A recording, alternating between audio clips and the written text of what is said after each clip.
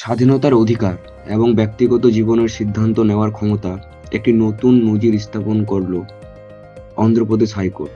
আজকের আলোচনায় জানাবো চাঁদালাভাদা পল্লবীর মামলা এবং এর গুরুত্বপূর্ণ রায়। অন্ধ্রপ্রদেশ হাইকোর্টে একটি ব্যতিক্রমী মামলা দায়ের করেন চাঁদালাভাদা পল্লবী, একজন মেয়ে। তিনি অভিযোগ করেন তার সমলিঙ্গ মানে তার যে সঙ্গী তার লিঙ্গও সেম, মানে সে যদি মেয়ে হয় তাহলে তার সঙ্গী তিনিও মেয়ে। সঙ্গীকে তার মা বাবা জোরপূর্বক আটকে রেখেছেন। বিষয়টি আরও জটিল হয় যখন তার সঙ্গী পল্লবীর মা বাবার বিরুদ্ধে থানায় অভিযোগ করেন। যখন তার মা বাবা তাকে প্রেসার দিচ্ছে যে তোমাকে ওই সমলিঙ্গ সঙ্গীর সাথে থাকতে হবে না, তো তখন তার মা বাবার বিরুদ্ধে সেই পল্লবী থানায় মামলা দায়ের করেন। মানে এটা আমরা বর্তমান ভাষায় যে আমরা শুনি না, লেসবিয়ান যেটাকে বলে, সেই সেম বিষয়। তারপর মামলাটি আদালতে ওঠে। মামলার গুরুত্ব অনুধাবন করে আদালত আটকের সঙ্গীকে দ্রুত হাজির করার নির্দেশ দেয়।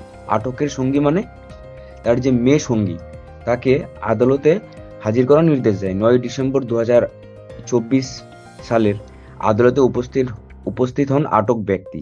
বিচারক চেম্বারে তাদের সঙ্গে ব্যক্তিগতভাবে কথা বলেন এবং জানতে পারেন যে আটক ব্যক্তি পল্লবীর সঙ্গেই থাকতে চান। আদালত স্পষ্ট ভাষায় জানিয়ে দেন, একজন প্রাপ্তবয়স্ক ব্যক্তি তার সম্পর্ক এবং বাসস্থান সম্পর্কে সিদ্ধান্ত নেওয়ার পূর্ণ অধিকার রাখেন। বিচারক আর রঘুনন্দন রাও এবং বিচারক মহেশ্বরা রাও পর্যবেক্ষণ করেন যে পরিবারের চাপে কোনো প্রাপ্তবয়স্কের স্বাধীনতা খর্ব করা যায় না।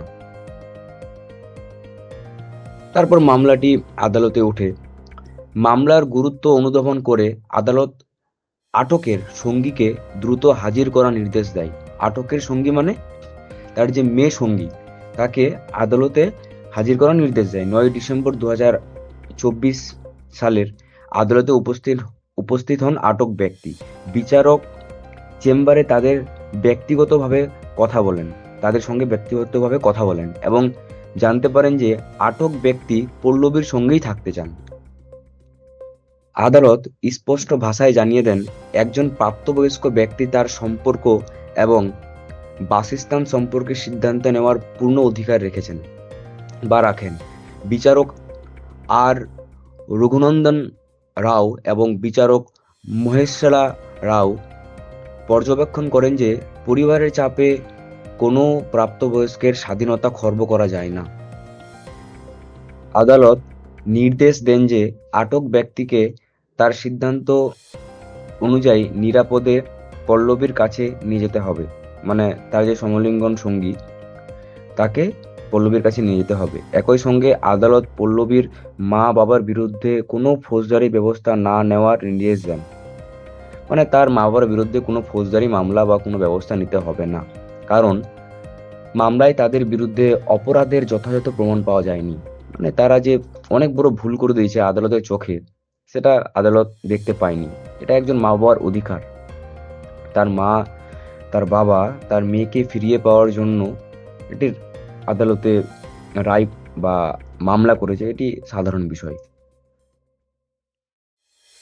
এই রায় আমাদের সমাজে একটি গুরুত্বপূর্ণ বার্তা দেয়। পরিবারের চাপ বা সামাজিক বাধা অগ্রাহ্য করে একজন প্রাপ্তবয়স্ক তার নিজের জীবনের সিদ্ধান্ত নিতে সক্ষম।